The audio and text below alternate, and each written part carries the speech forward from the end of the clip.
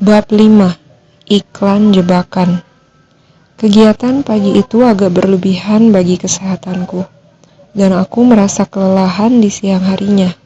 Setelah Holmes pergi menonton konser, aku membaringkan diri di sofa dan berusaha tidur selama 1 atau 2 jam. Usaha yang sia-sia. Pikiranku terlalu aktif akibat semua kejadian yang telah berlangsung dan segala keanehan yang meliputinya. Setiap kali memejamkan mata, aku melihat ekspresi korban yang mirip kerah. Begitu mengerikan kesan ditimbulkan wajah tersebut, sehingga rasanya aku ingin mengucapkan terima kasih pada orang yang telah mengenyahkan korban dari dunia ini. Seumur hidup belum pernah aku melihat wajah yang lebih kejam daripada wajah Enoch J. Drebber.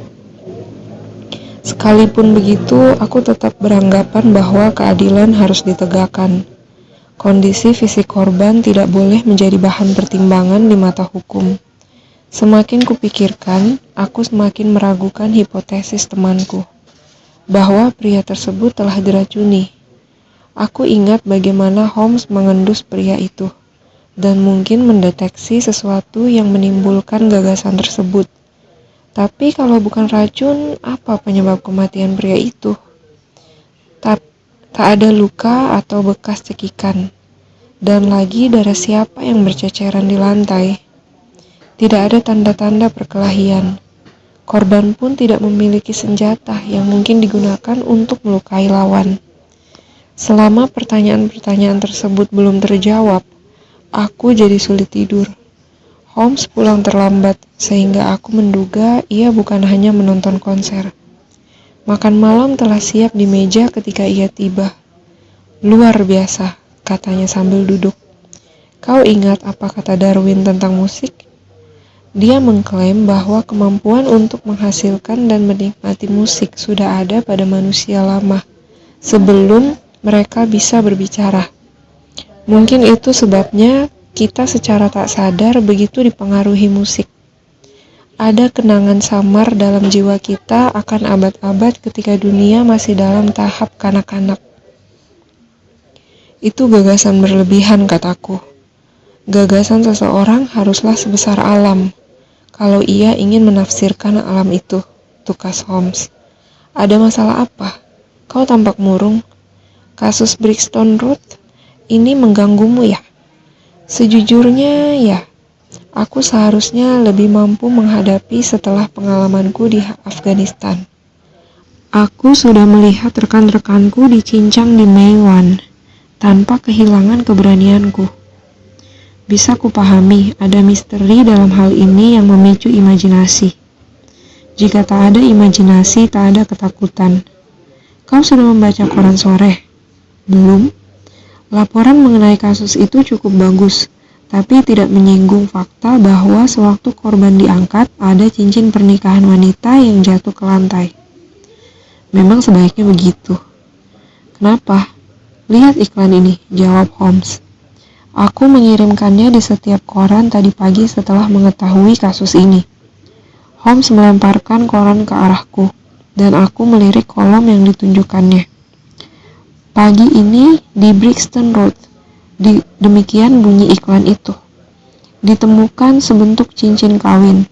Cincin ini ditemukan tepatnya di jalan antara White Hart Tavern dan Holland Grove. Hubungi Dr. Watson, Baker Street, nomor 221B, antara jam 8 dan 9 malam. Maaf karena aku menggunakan namamu, kata Holmes.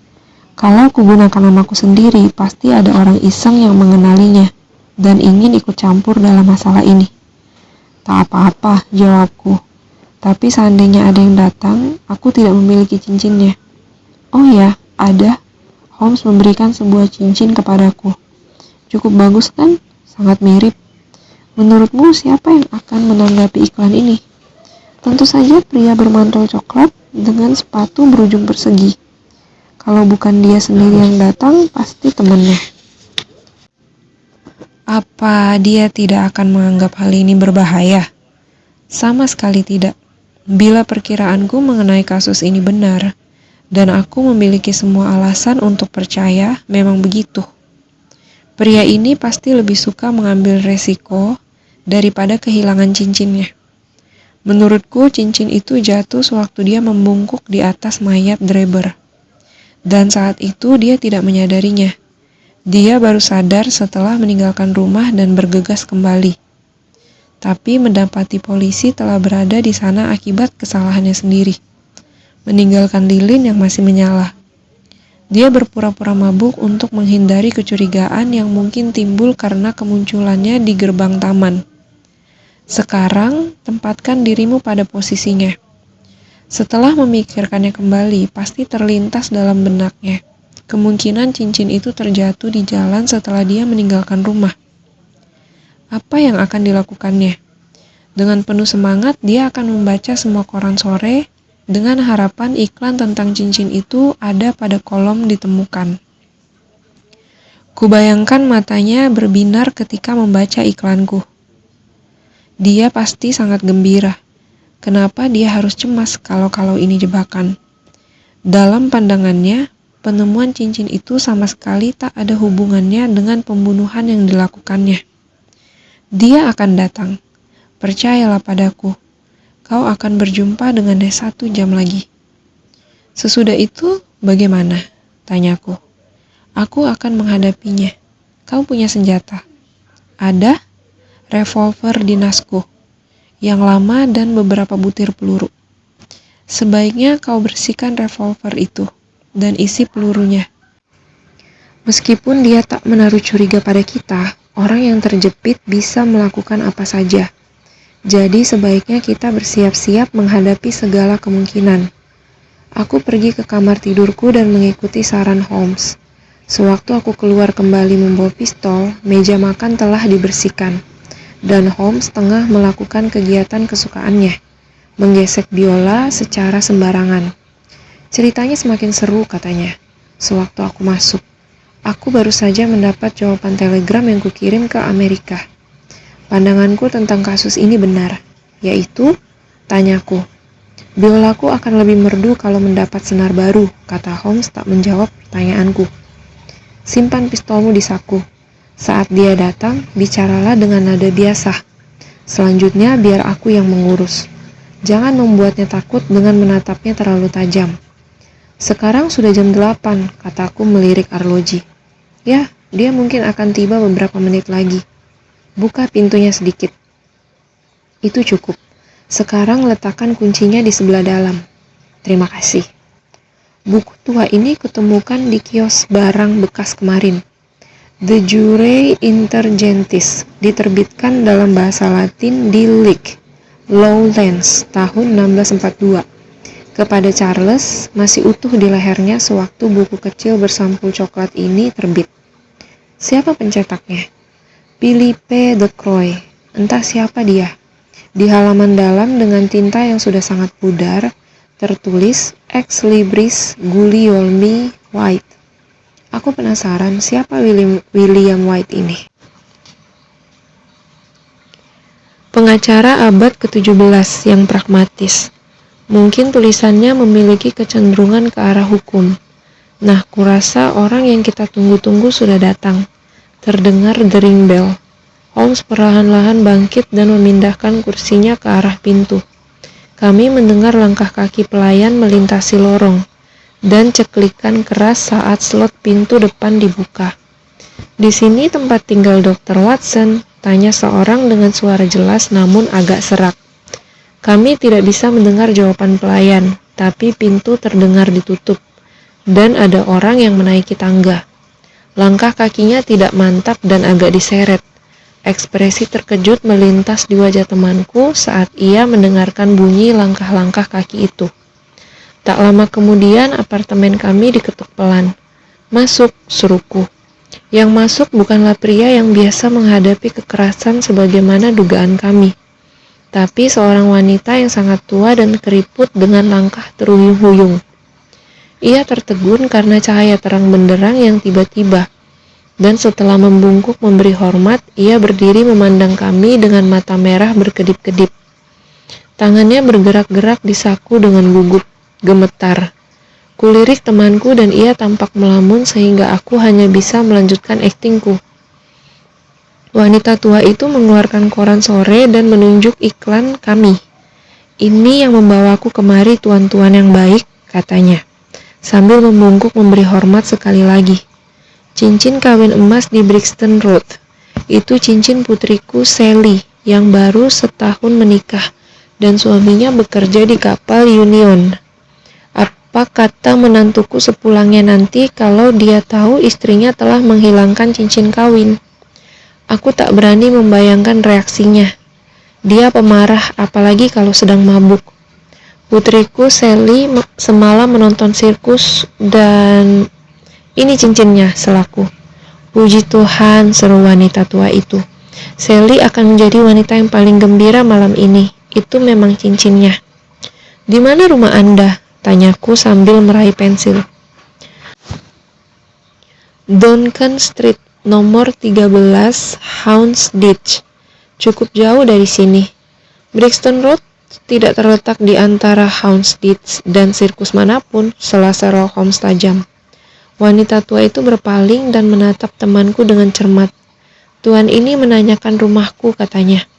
"Sally tinggal di Mayfield Place nomor 3, Peckham." "Nama Anda?" "Sawyer, putriku Sally Dennis."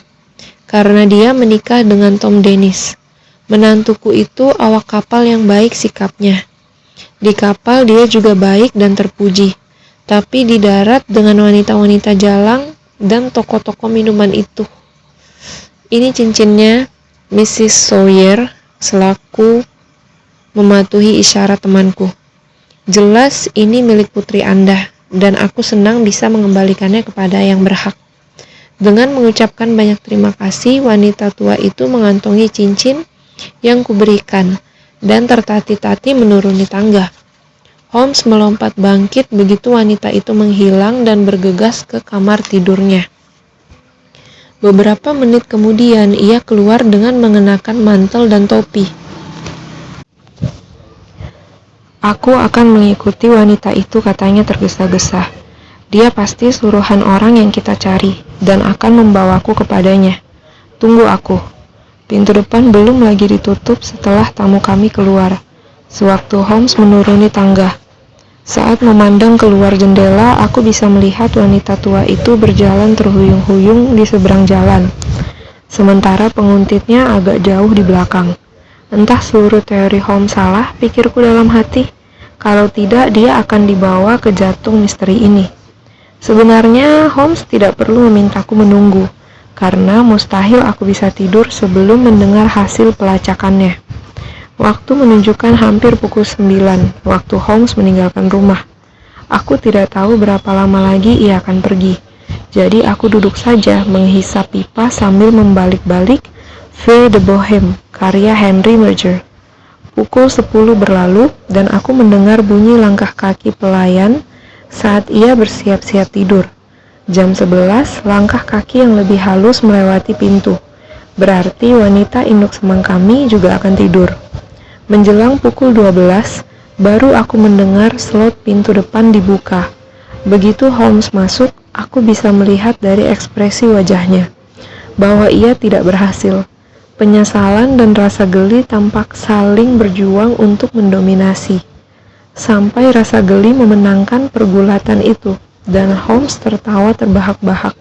"Jangan sampai orang-orang Scotland Yard itu tahu," serunya sambil menjatuhkan diri ke kursi.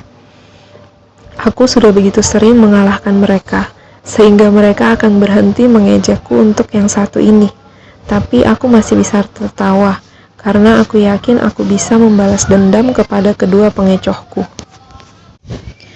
"Memangnya ada apa?" tanyaku. "Aku tertipu mentah-mentah, dokter. Seperti kau tahu, aku mengikuti Mrs. Sawyer. Dia belum jauh berjalan sewaktu mulai terpincang-pincang dan menunjukkan semua tanda kalau kakinya sakit.